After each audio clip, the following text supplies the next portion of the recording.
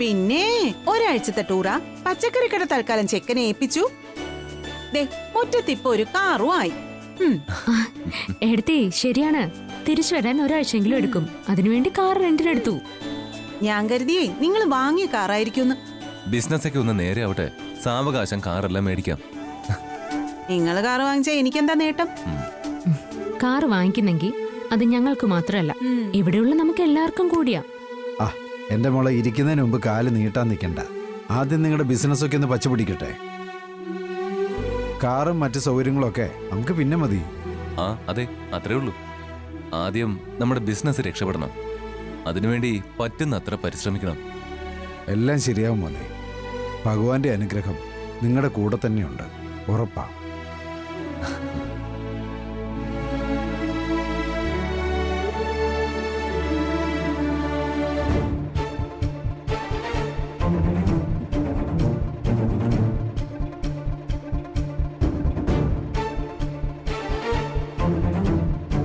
എന്താ പേര് പറയൂ.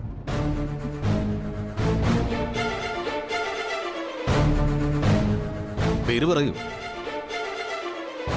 പേര് പറയും മോളെ. എന്റെ പേര് ശ്യാമ.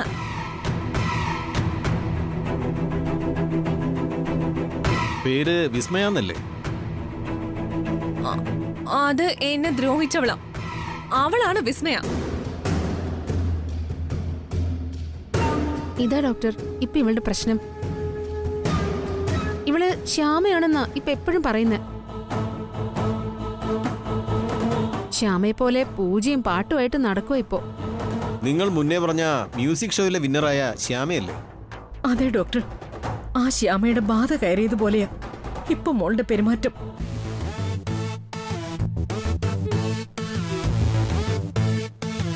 ആ ശ്യാമ വിസ്മയെ മ്യൂസിക് ഫ്ലോറിൽ വെച്ച് അത്ര മാനസികമായിട്ട് ടോർച്ചർ ചെയ്തു.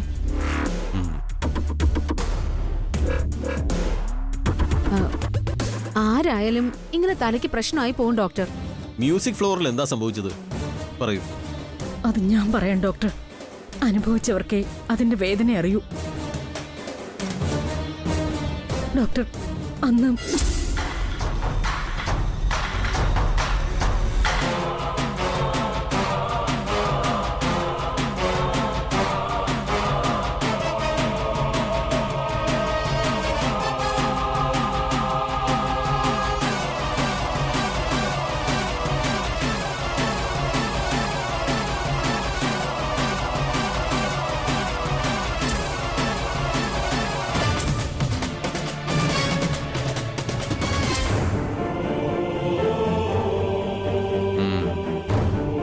ഡോക്ടർക്ക് മനസ്സിലായില്ലേ? അത്ര ക്രൂരതയാ ശ്യാമയും അഖിലും ആ ജികെയും ചെയ്തത്. പിന്നെ എങ്ങനെ എന്റെ മോളുടെ മനസ്സ് ഇളകാതിരിക്കും? വിസ്മയുടെ എല്ലാ അസുഖവും ഭേദമാവട്ടെ. എല്ലാത്തിനും ഞങ്ങൾ എണ്ണി പകരം ചോദിക്കും. നിങ്ങൾ ഇവരുടെ ആരാ? എന്റെ ഫ്രണ്ട് അരുന്ധതി. ആദ്യം ഇതുപോലുള്ള ഫ്രണ്ടിനെ ഒഴിവാക്കുക ചെയ്യേണ്ടത്. ഇങ്ങനെയുള്ള ഫ്രണ്ട്സ് ഒപ്പം ഉണ്ടെങ്കിൽ ഈ പേഷ്യന്റിന്റെ രോഗം കുറയുകയല്ല, ഇരട്ടിക്കുക തന്നെ ചെയ്യും.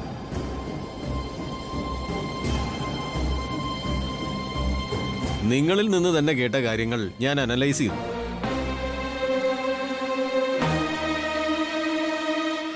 ഈ കുട്ടിയെ ഈ അവസ്ഥയിൽ എത്തിച്ചതിന്റെ പൂർണ്ണ ഉത്തരവാദിത്വം നിങ്ങൾ ഒരാൾക്കാ, ഈ കുട്ടിയുടെ അമ്മയ്ക്ക്. ഇങ്ങനെ ചില അമ്മമാരുണ്ട്, അവരുടെ നടക്കാതെ പോയ ആഗ്രഹങ്ങൾ മക്കളുടെ മേൽ അടിച്ചേൽപ്പിക്കും. ഇങ്ങനെയുള്ള അമ്മമാർ സ്വന്തം മക്കളുടെ കഴിവോ ആഗ്രഹങ്ങളോ സ്വപ്നങ്ങളോ പരിഗണിക്കാറില്ല. മക്കൾക്ക് താല്പര്യമില്ലാത്ത മേഖലയിൽ അവരെ ഒന്നാമതെത്തിക്കുന്നതിനു വേണ്ടി അവർക്ക് വല്ലാത്ത പ്രഷർ കൊടുക്കും. ഒടുവിൽ എല്ലാ സ്ഥലത്തു നിന്നുമുള്ള പ്രഷർ സഹിക്കാനാവാതെ ആ മക്കളുടെ അവസ്ഥ ദേ ഇതുപോലിരിക്കും. ഇവിടെ അതിനേക്കാൾ വിചിത്രമായ സംഭവങ്ങളാണ് നടന്നത്. പാടാൻ കഴിവില്ലാത്ത ഒരാളെ മറ്റൊരാളുടെ ശബ്ദം വിലക്കെടുത്ത് പ്രശസ്തയാക്കി. അതിനുവേണ്ടി ഈ കുട്ടിയെ പോലുള്ള മറ്റൊരു പെൺകുട്ടിയെയും അതിന്റെ പാരന്റ്സിനെയും ഒരുപാട് വേദനിപ്പിച്ചു. ഒടുവിൽ എല്ലാ സത്യവും പുറം ലോകം അറിഞ്ഞു. എപ്പോഴായാലും അത് സ്വാഭാവികം. നിങ്ങൾ നിങ്ങളുടെ സ്വാർത്ഥതയ്ക്ക് വേണ്ടി ഈ കുട്ടിക്ക് എത്രമാത്രം മെന്റൽ പ്രഷർ കൊടുത്തിട്ടുണ്ടെന്നുള്ള കാര്യം ഒരു നിമിഷമെങ്കിലും നിങ്ങൾ ഓർത്തിട്ടുണ്ടോ?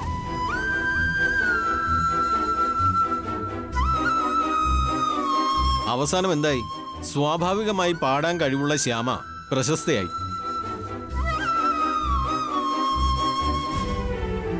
വിസ്മയ ആരാധകരുടെ മുന്നിൽ തന്നെ പരിഹാസിയായി.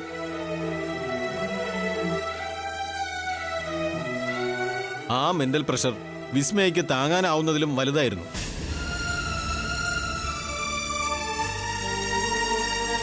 മക്കൾ നമ്മുടേതാ, പക്ഷേ അവർക്ക് അവരുടേതായ വ്യക്തിത്വം ഉണ്ടെന്ന് ഇങ്ങനെയുള്ള പാരന്റ്സ് ഓർക്കണം.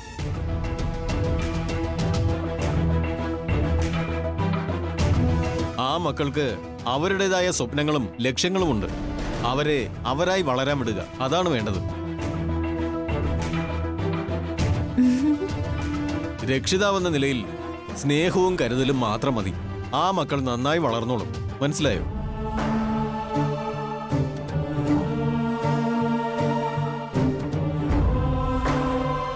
എന്തായാലും വിസ്മയക്ക് മെഡിസിൻ കഴിക്കേണ്ടി വരും. അത് കൃത്യമായി കൊടുക്കണം.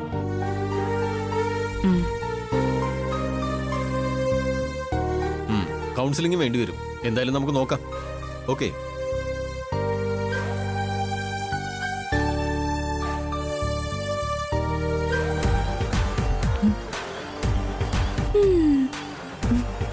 ആ ഡോക്ടർ അഹങ്കാരിയാ. എനിക്ക് അയാളുടെ സംസാരം ഒട്ടും ഇഷ്ടമായില്ല. വിസ്മയ കരുതി ഞാൻ മിണ്ടാതിരുന്നതാ. എന്റെ സ്വഭാവം അനുസരിച്ച് ഞാൻ അയാളുടെ മുഖത്തടിച്ചാനെ. പക്ഷേ അതിനൊന്നുമുള്ള സന്ദർഭമല്ലല്ലോ ഇപ്പൊ നമുക്ക്.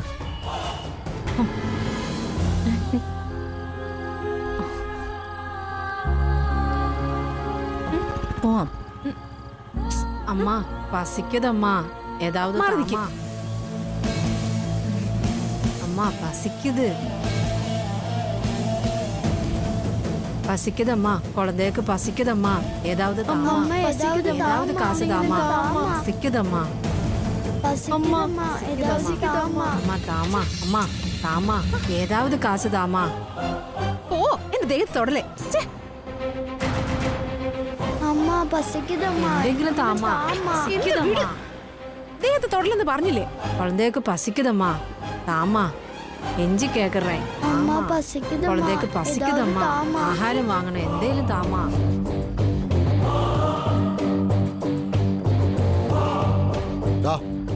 എന്താ വരുകണ്ണ? രണ്ടാമത്തെ ഇരിക്കുന്നുണ്ടല്ലേ, അടിച്ച് പുറം വിളിക്കടാ. ശരി മുരുകണ്ണ. പോയി തന്നെടാ, എണീറ്റ് പോടാ പോടാ. എല്ലാത്തിൻ്റെ മേലും ശ്രദ്ധ വേണം. ആ ഏരിയയിലും പിള്ളേരെ വിടണം.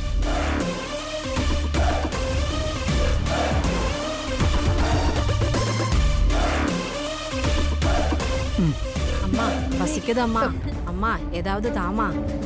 നിനക്ക് തന്നെ തന്നത്, കൊണ്ടുപോയിക്കോ. അമ്മ ഏതാവത് കൊടുമ്മ. വാ. അരുന്ധതിക്ക് എന്താ പറ്റിയത്?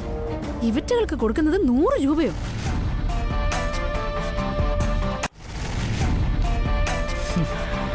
ഞാനിത് വെറുതെ കൊടുത്തതല്ല, ഒരു ലക്ഷ്യമുണ്ട്.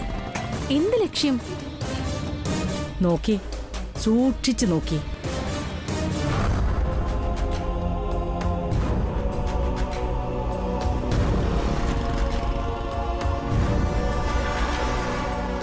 ആ തെണ്ടുന്ന കുട്ടികളൊന്നും അവരുടെ സ്വന്തം കുട്ടികളല്ല.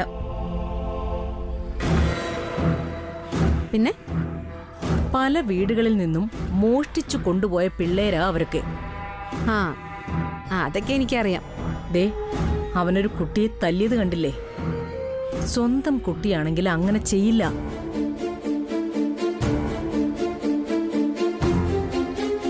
ആ ശ്രീകുട്ടിയെ ഓടിച്ചു കളയാൻ എന്താ മാർഗമെന്ന് ഐശ്വര്യ എന്നോട് ചോദിച്ചില്ലേ? ദാ, ഇതാണ് ആ മാർഗം. ഞാൻ ഈ നാടോടികളോട് സംസാരിക്കാം. ശ്രീകുട്ടിയെ രഹസ്യമായിട്ട് നമുക്ക് ഇവർക്ക് കൊടുക്കാം. ശ്രീകുട്ടിയെ അവര് നാട് കടത്തിക്കോളും, നമ്മളൊന്നും അറിയണ്ട. അവര് കൈയൊടിക്കോ കാലൊടിക്കോ കണ്ണുകുത്തി പൊട്ടിക്കോ എന്താന്ന് വെച്ചാ ചെയ്തോട്ടെ. പിന്നെ ശ്രീകുട്ടി എന്ന ശല്യം ഒരിക്കലും ഐശ്വര്യക്ക് ഉണ്ടാവില്ല. എങ്ങനെയുണ്ട് എന്റെ ഐഡിയ? സൂപ്പർ. അപ്പൊ ഓക്കെ, നമ്മളത് ചെയ്യാം.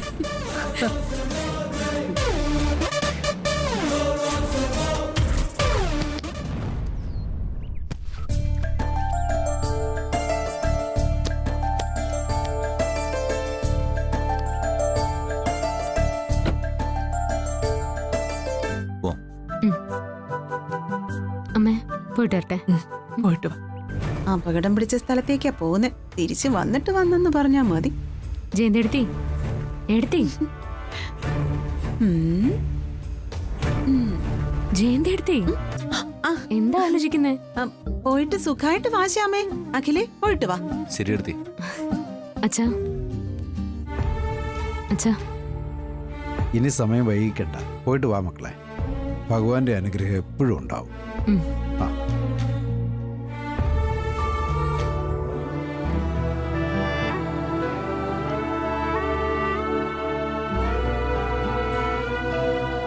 അപ്പോ പോയിട്ട് വരാം. പോയിട്ട് വാ ചേച്ചി.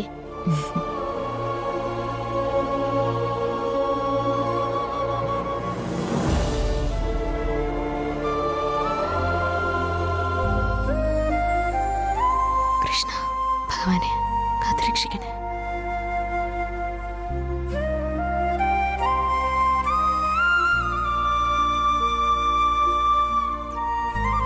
ശരി അച്ഛാ, ശരി മോളെ, പോയിട്ട് വരാം. ശരി എന്നാ. ടാറ്റ. പോയിട്ട് വാ മോനെ.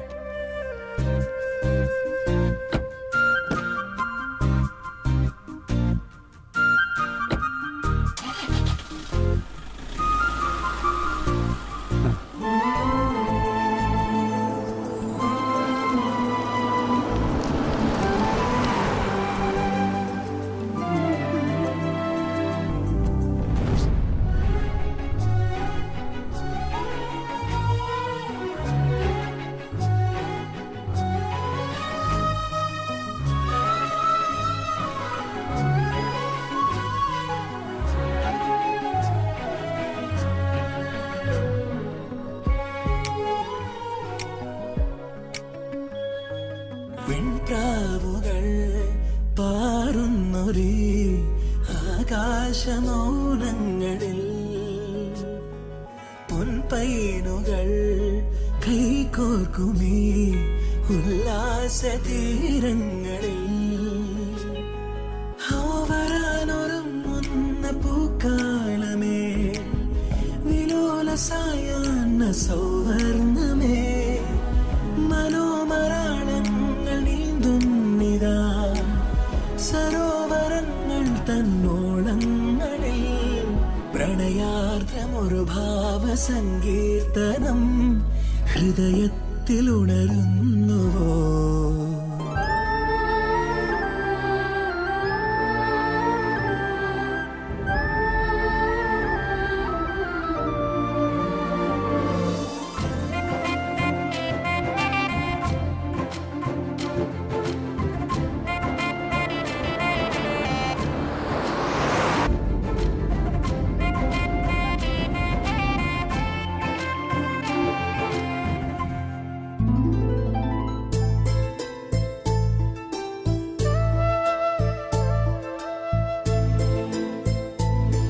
അങ്കിളെ, മോളോ, എന്താ മോളെ?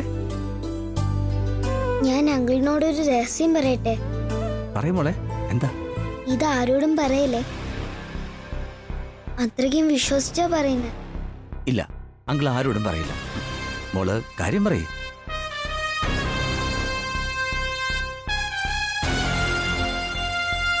പിന്നെ എന്റെ അമ്മ ഒരു ഗസ്റ്റ് ഹൗസിൽ ഒളിച്ച് താമസിക്കുക. അതെയോ?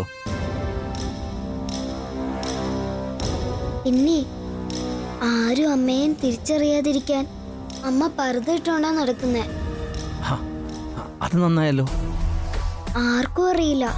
ആരെങ്കിലും അറിഞ്ഞാലേ അമ്മയെ പോലീസിനെ കൊണ്ട് പിടിപ്പിക്കും. അല്ല, മോളിതല്ല എങ്ങനെ അറിഞ്ഞേ? ഞാൻ പല പ്രാവശ്യം രഹസ്യമായിട്ട് അമ്മയെ കണ്ടു. അപ്പോ അങ്കിളിന്റെ ശ്രീകുട്ടി മോൾ മിടിക്കുകയാണല്ലോ. അല്ല, ഇപ്പൊ പിന്നെ മോൾ ഈ രഹസ്യം എന്താ അങ്കിളിനോട് പറഞ്ഞേ? അത് അങ്കിൾ എനിക്കൊരു ഉപകാരം ചെയ്തു തരണം. ഉപകാരോ? എന്താ മോക്ക് വേണ്ടേ? എനിക്കെന്റെ അമ്മയൊന്ന് കാണാൻ കൊതി തോന്നുവാ. അങ്കിള് വിചാരിച്ച എനിക്കെന്റെ അമ്മയെ കാണാൻ പറ്റും. അങ്കിളൊന്ന് അമ്മയോട് ശ്രീകുട്ടി തിരക്കിന്ന് പറയണം. ശരി മോളെ.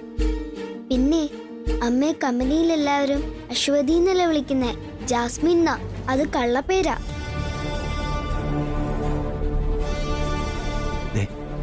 മോള് വിഷമിക്കണ്ട കേട്ടോ. മോൾക്ക് അമ്മയെ കാണാനൊരു വഴി അത് അങ്കിളുണ്ടാക്കാം. ശരി അങ്കിളെ, എന്നാ ഞാൻ പൊക്കോട്ടെ.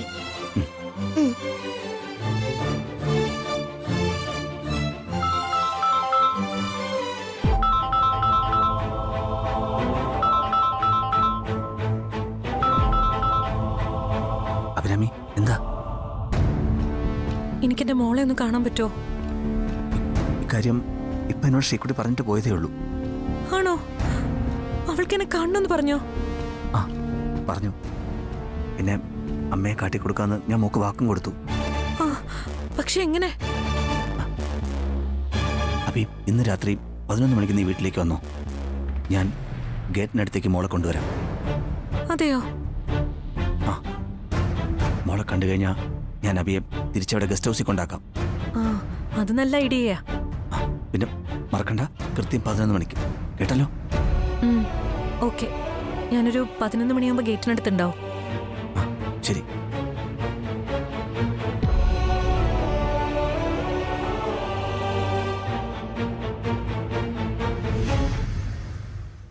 ഐശ്വര്യ, നമ്മൾ പറഞ്ഞ കാര്യത്തിന്റെ തീരുമാനം എന്തായി? ഞാൻ ആ നാടോടികളുമായിട്ട് സംസാരിച്ചു. അവരോക്കെയാ.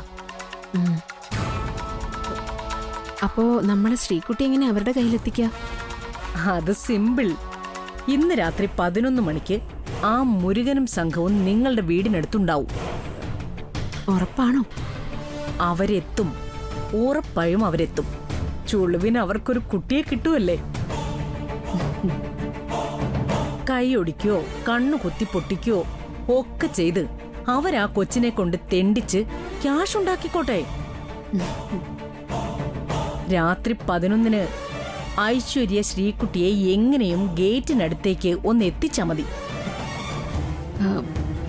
കുറച്ച് റിസ്ക് ആണ്, എന്നാലും ഞാനത് ചെയ്തിരിക്കും. എന്നാ നാളെ നേരം വെളുക്കുമ്പോ ശ്രീകുട്ടി ഏതെങ്കിലും അന്യനാട്ടിലെത്തും. ആ ശല്യം എന്നേക്കുമായിട്ട് അവിടുന്ന് മാറിക്കിട്ടുകയും ചെയ്യും. എല്ലാം പറഞ്ഞതുപോലെ. ഞാൻ വിളിക്കാം.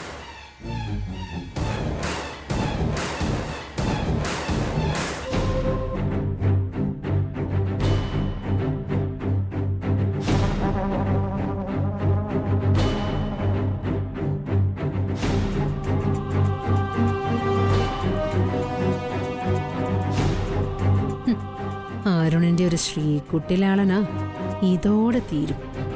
നോക്കിക്കോ.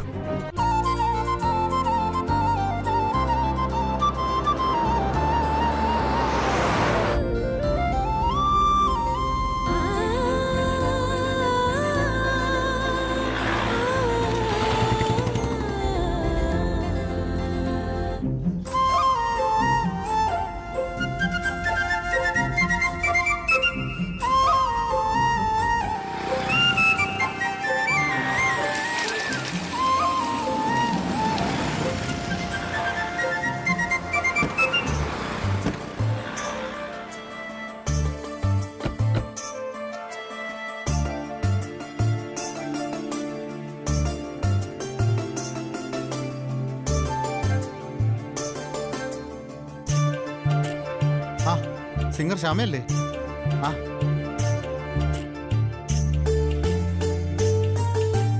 ശ്യാമ ശ്യാമ ശ്യാമ